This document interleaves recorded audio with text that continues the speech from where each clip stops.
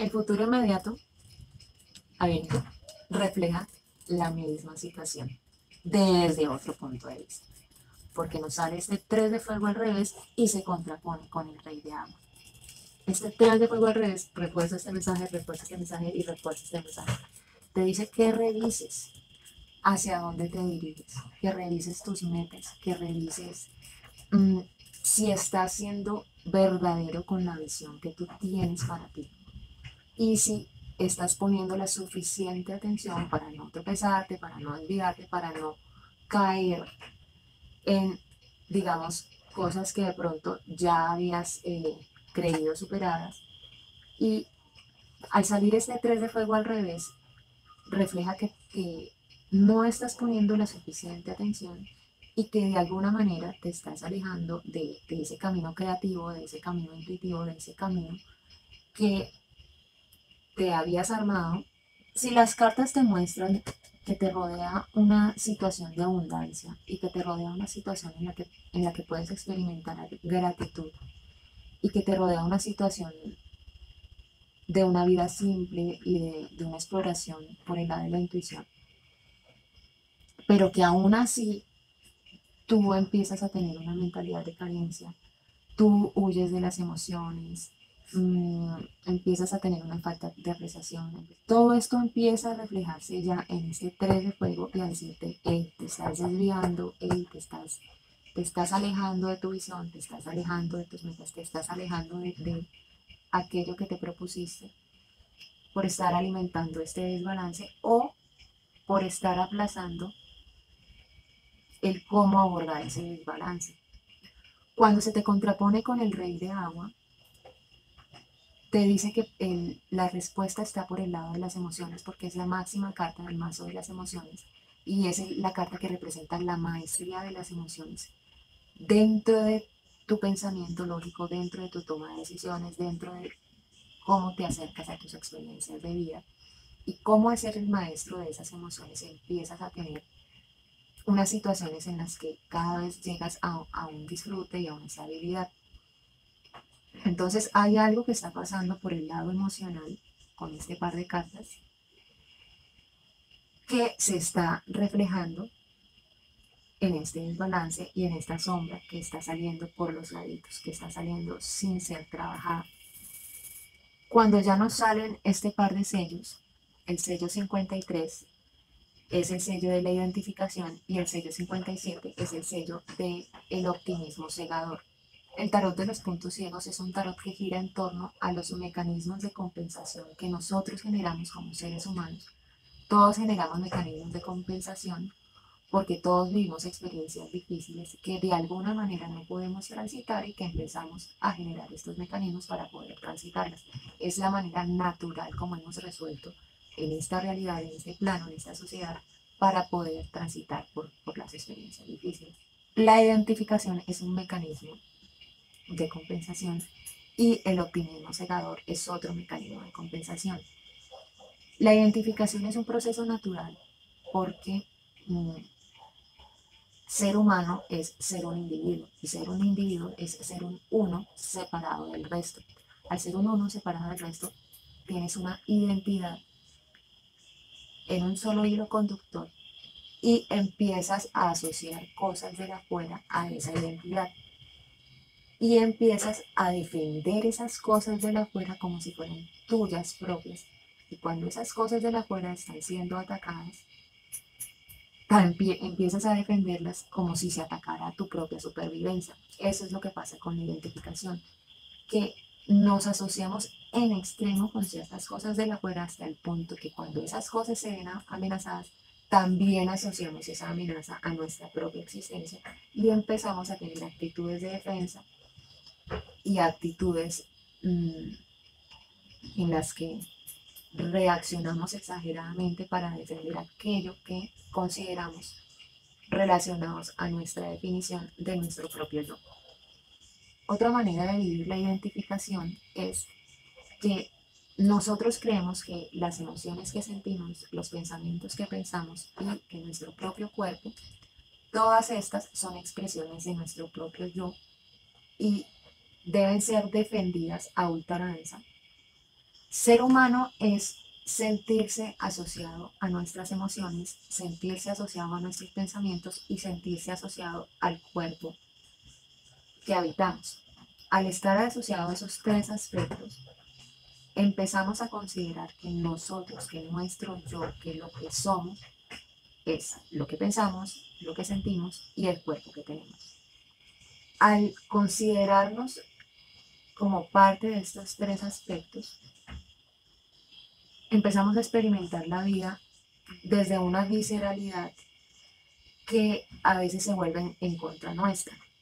Cuando nos identificamos en exceso con las emociones o cuando nos identificamos en exceso con nuestros pensamientos o con nuestro cuerpo, empezamos a sufrir si se le hacen unas críticas a ese cuerpo, si se le hace una crítica a nuestra manera de pensar, si empezamos a sentir cosas que consideramos que no debemos sentir. Todo eso empieza a generar una carga adicional que es la carga de asociarlo a nuestra identidad. Cuando empezamos a separar las emociones, los pensamientos y el cuerpo de nuestra propia definición de nuestro yo, podemos transitar las emociones, podemos explorar los diferentes modos de pensamiento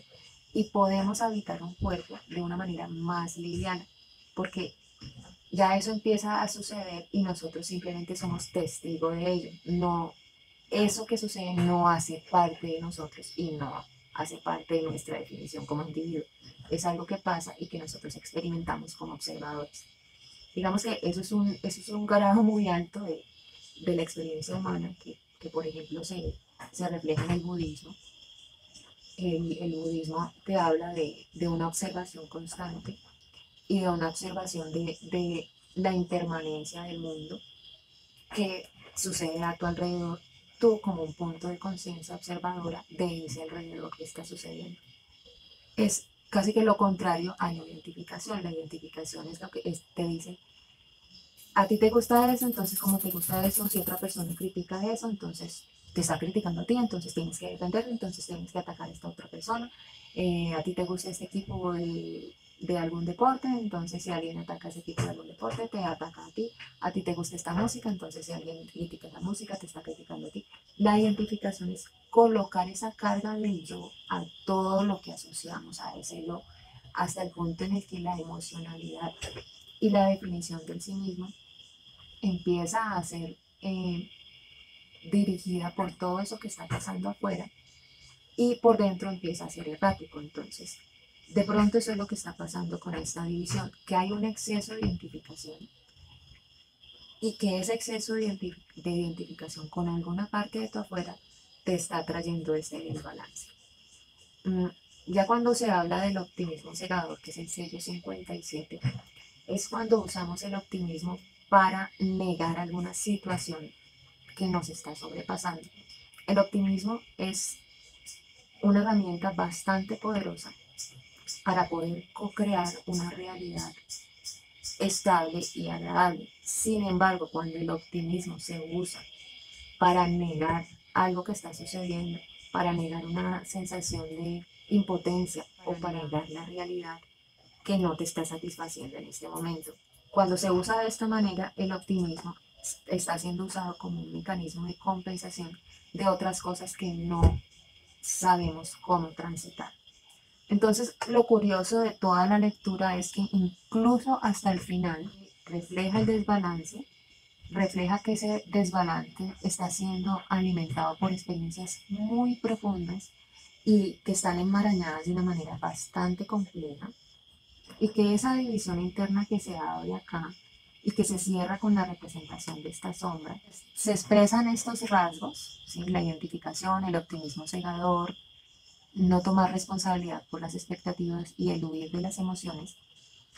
Todos estos son rasgos de compensación que establecemos para protegernos de algo. No necesariamente somos malos, no necesariamente estamos reaccionando mal en la manera como vivimos nuestras experiencias, no. Todos estos mecanismos son naturales y todo se establece para protegerte de algo, protegerte de un dolor que no quieres sentir, protegerte de una sensación de impotencia que te es difícil de transitar, protegerte de cosas que por ahora no te sientes con la capacidad de afrontar por el lado emocional y que por ese lado emocional estás llevando un desbalance y estás casi que tiñendo lo positivo en tu vida, lo estás tiñendo de algo negativo. Lo interesante entonces de llevar este desacuerdo interno a la luz, de empezar a desenmarañar esta sombra y empezar a decir, bueno, ese desacuerdo interno, ¿por qué lado lo puedo empezar a desenmarañar? Entonces miro, bueno, ¿cuáles son mis expectativas? ¿En qué momento mis expectativas me están autosaboteando las experiencias que estoy teniendo? Empiezo a ver, bueno, si estoy huyendo de las emociones y ese huir de las emociones alimenta esta sombra y alimenta este desbalance y alimenta esta falta de apreciación de lo que te rodea. Entonces, ¿cómo hago para en vez de ir a abrazar mis emociones, empezar a reconocerlas, empezar a valorarlas como una herramienta, como un compás sobre lo que queremos vivir como individuos en esta experiencia humana? Lo interesante de sacar a la luz estos puntos ciegos y de sacar a la luz este desbalance es que el solo hecho de reconocerlo, el solo hecho de sacarlo a la luz, ya te prende como un tipo de alerta, un tipo de observador, que cuando tú te vuelves a enfrentar a otra situación o a otra experiencia similar, ¡pum!, tú ya puedes mirarla desde otro filtro y al mirarla desde otro filtro, las emociones empiezan a trabajarse más rápido, el entendimiento de sí mismo empieza a suceder más pronto y la liberación de las cargas y la liberación de la energía empieza a suceder cada vez más frecuente. Mientras más estemos dispuestos a mirar nuestra sombra y a dejarla que pase sin juicio y a empezar a trabajarla con suavidad y empezar a trabajarla con amor, entendiendo que cualquier tipo de rasgo negativo que tengamos o de confusión interna o de tira y afloje es una expresión que debe ser abordada y que tiene cómo canalizarse. Y que ese canalizarse empieza a llegar con la observación y empieza a llegar con el darse cuenta de dónde viene esa sombra que se está expresando. Una parte importante para trabajar los desbalances internos es primero empezar a ver y empezar a reconocer que hay un desbalance. Cuando uno vive un desbalance no siempre es consciente de ello. Entonces, una parte importante es empezar a reconocer que hay un desbalance y empezar a reconocer qué está alimentando ese desbalance. Casi siempre todo aquello que a nosotros nos hace falta es alimentado por algo que no hemos resuelto en nosotros mismos. No es alimentado por una condición externa.